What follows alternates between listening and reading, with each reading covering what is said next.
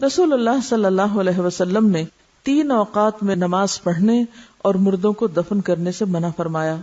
Number 1 طلوع آفتاب کے وقت حتیٰ کہ بلند ہو جائے. نمبر 2 جب سورج دوپہر کے وقت عین سر پر ہو حتیٰ کہ ڈھل جائے. اور نمبر 3 غروب آفتاب کے وقت حتیٰ کہ غروب ہو جائے. یعنی جن اوقات میں نماز پڑھنا منع ہے انہی میں دفنانا بھی. ابن عمر رضی اللہ عنہ سے روایت ہے کہ نماز جنازہ نماز فجر اور نماز عصر کے بعد ادا کی جا سکتی ہے.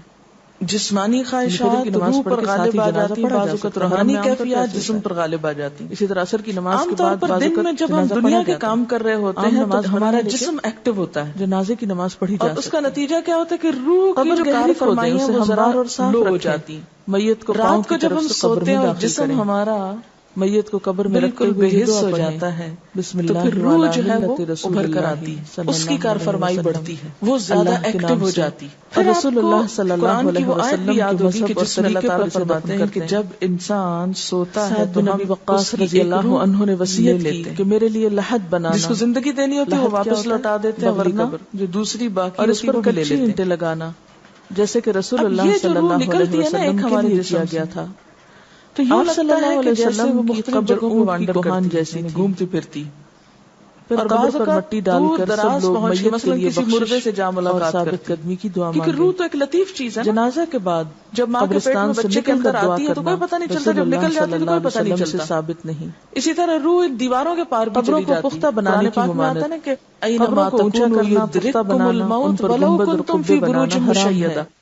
جابر رضی اللہ عنہ کہتے ہیں کہ رسول اللہ صلی اللہ علیہ وسلم نے پختہ قبریں اور ان پر عمارت وغیرہ بنانے سے منع کیا. تو کیا ہوگا؟ نیز آپ نے قبر پر بیٹھنے اور ان کی طرف منہ کر کے نماز پڑھنے سے بھی منع فرمایا ہے. روح کے لیے چاہے کوئی شخص مجاور بن کے بیٹھے یا چلہ کشی کے لیے. اب آپ دیکھیں جو لوگ مر جاتے ہیں بعض اوقات رسول اللہ صلی اللہ علیہ وسلم نے قبروں پر لکھنے سے بھی منع فرمایا. جیسے آپ ان کو حضرت علی بیان کرتے ہیں کہ مجھے رسول اللہ صلی اللہ علیہ وسلم نے حکم دیا کہ میں ہر تصویر مٹا دوں ایک روح اور ہر اونچی قبر برابر کر دوں. کرتے اس مقام پہ جا ام حبیبہ اور ام سلمہ نے رسول اللہ صلی اللہ علیہ وسلم سے ایک گرجے کا ذکر کیا جس میں تصویریں لگی تھی، باتیں بھی کی، یعنی حبشہ کے کچھ میسج بھی لیے جب یہ ہجرت کر کے کچھ اور بھی، کیونکہ عرب میں تو گرجا نہیں تھا. کو ہم واضح طور پر آپ نے فرمایا جب ان لوگوں کا کوئی نیک شخص مر جاتا سمجھ سکتے تو وہ اس کی قبر پر مسجد بناتے اور وہاں تصویریں بناتے. کرنے میں یہ چیز قیامت کے دن یہ لوگ اللہ کے سامنے بدترین ایسا کس طرح مخلوق ہوں پاسبل ہے؟ آپ اپنے بستر پر لیٹے ہوئے ہیں، رسول اللہ صلی اللہ علیہ وسلم نے آخری بیماری مرض الموت میں فرمایا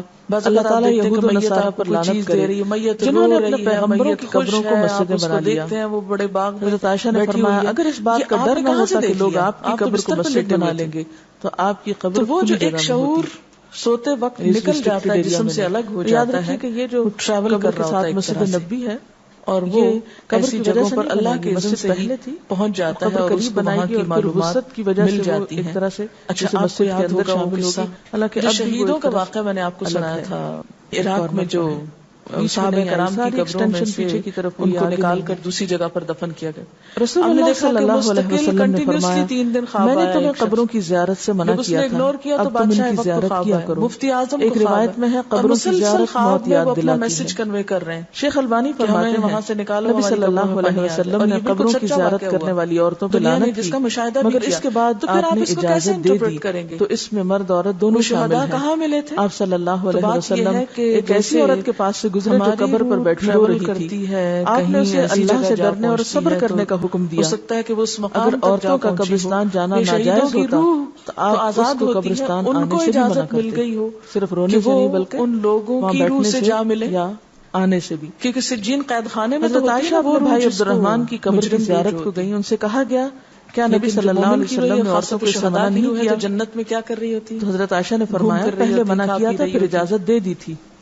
تو یہ بالکل حضرت عائشہ فرماتی ہیں میں نے نبی صلی اللہ علیہ وسلم سے پوچھا جب میں قبرستان میں جاؤں تو کون سی دعا پڑھوں، اور آپ نے دعا سکھائی کر کے اس سے کیا پتہ چلتا کو جان لیتا ہے. عورت جا سکتی ہے لیکن کثرت سے جانا منع ہے، ورنہ تو آپ کہتے ہیں تم نے جانا ہی کیا ہے. یہ عام بات ہے نا کہ دعا سیکھ میت کو جس حال میں دیکھو اسی حال میں. حضرت ابو ہریرہ سے روایت ہے کہ رسول اللہ صلی اللہ علیہ وسلم نے کثرت سے قبروں کی زیارت کرنے والی عورتوں میں لعنت رو رہے ہیں، اس سے پتہ چلتا ہے کہ بکثرت زیارت منع ہے، مگر کبھی کبھار جانے کی رخصت یہ بھی اللہ کی ایک رحمت ہوتی ہے کہ ان کو موقع دے دیا جاتا ہے کہ فرمایا فزوروها فإنها تزهد الدنيا وتذكر وہ اس کے دل کی بات نہیں ہوتی، اللہ یہ کہ آپ کسی انسان کے بارے میں بہت برا گمان کرتے ہیں اور آپ اسے دیکھتے ہیں کہ وہ رو رہا ہے یا کچھ، لیکن رسول اللہ صلی اللہ علیہ وسلم نے فرمایا اس کا مطلب مردوں کو برا نہ کہو، آپ ان دو کو کنٹرڈکشن کیسے دور کریں گے؟ تو پھر آپ یہ دیکھیں گے کہ جس نے خواب دیکھا اس کا اپنا نظریہ اس شخص کے بارے میں کیا تھا، بیٹھے بیٹھے شروع ہو جاتے ہیں کیونکہ اس کی اپنی بدگمانی تو نہیں اندر چھپی ہوئی تھی کہ جو ایسے ہیں تو اس کا سوتے وقت اوپر ابھر آئی، رنگ ایسا ہو رہا ہے اس نے وہ روپ اس طرح کا دکھا دیا، پھر وہ حدیث نفس میں آ جائے گی، دل کی بیماریاں ایسی ہوتی ہیں جن کی وجہ سے اسکن کا رنگ تبدیل ہو جاتا ہے۔ تو نبوت کا جیسے انبیاء علیہ السلام کو کچھ غیر کی خبریں دے دی جاتی تھی، اسی طرح عام انسانوں کو خواب کے ذریعے کچھ غیر کی خبریں کے بارے میں کچھ طرح دے دی جاتی ہیں، لیکن کسی کی تعریف اگر نہیں کر سکتے تو اس کی برائیوں پر بھی زبان نہ کھولو، کیونکہ وہ اپنے انجام کو پہنچ گئے۔ ہونے کی آپ زیارت قبور کی دعائیں، جو شخص قبروں کی زیارت کرنے جائے تو وہ یہ دعا پڑھے، السلام علی اہل الدیار من المؤمنین یہ نہیں کہہ سکتے کہ میں نے جو خواب دیکھا وہ بالکل سچ ہو جائے گا، المستقدمین منا والمستأخرین۔ نبوت کا تو دعویٰ کیا جا سکتا ہے لیکن آپ اپنے خواب کا دعویٰ نہیں کر سکتے۔ مومن اور مسلمان گھر والوں پر سلامتی ہو، دیکھا ہو سکتا ہے آپ ہم میں سے آگے جانے والوں اور پیچھے رہنے والوں پر اللہ تعالیٰ دل کی سوچیں اور خیالات، اور اگر اللہ نے چاہا تو ہم بھی عنقریب تم سے ملنے والے ہیں۔ جب دو مسلم کی ایک روایت میں یہ الفاظ خبریں ملے، مثلا ایک شخص آپ کے پاس آتا ہے، وہ کہتا ہے کہ میں اللہ تعالیٰ سے اپنے اور تمہارے لیے عافیت کی دوسرا دعا آتا کرتا ہوں۔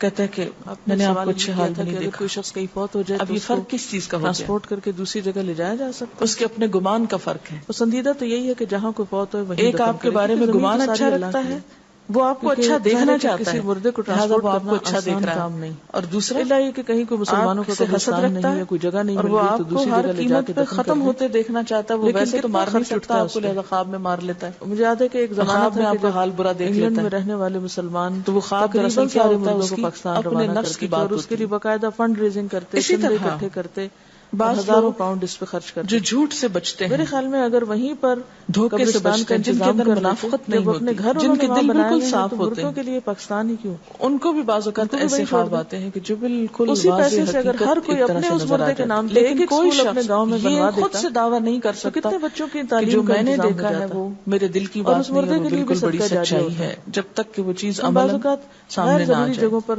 مال خرچ کرتے ہیں، آپ صلی اللہ علیہ وسلم نے فرمایا مقامات اور مواقع اچھا موجود خواب ہوتے ہیں اللہ کی طرف سے ہے اور برا شیطان کی طرف سے۔ تو بہت یعنی اگر آپ کسی کو برا دیکھ رہے ہیں، اگر ایک مردے کے اوپر یا کسی کی برائی دیکھ رہے ہیں، تو وہ دراصل کیا ہے، کتنا ٹکٹ ہے، شیطان ہے آپ کے اندر، کیونکہ وہ ایک جو آپ کو اس شخص کے خلاف کے برابر یا کسی خاص واقعے کے خلاف بھڑکا رہا ہے، اندر جہاز میں اوپر، اور آپ اپنی تسلی کر لیتے ہیں خواب کے ذریعے۔ فرمایا پس جب کوئی شخص پسندیدہ خواب دیکھے تو اسے صرف اس شخص سے بیان کرے جس سے محبت اور اعتقاد ہے۔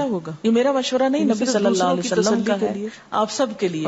بخاری اور مسلم کی روایت ہے، وہ تو ایک خرچہ ہے نا کہ جب کوئی اچھا خواب آپ دیکھیں تو کیا کریں، 1000 اس کو بتائیں جس سے آپ محبت رکھتے ہو، وہ آپ سے بھی رکھتا اور جس پر آپ کا اعتماد ہو۔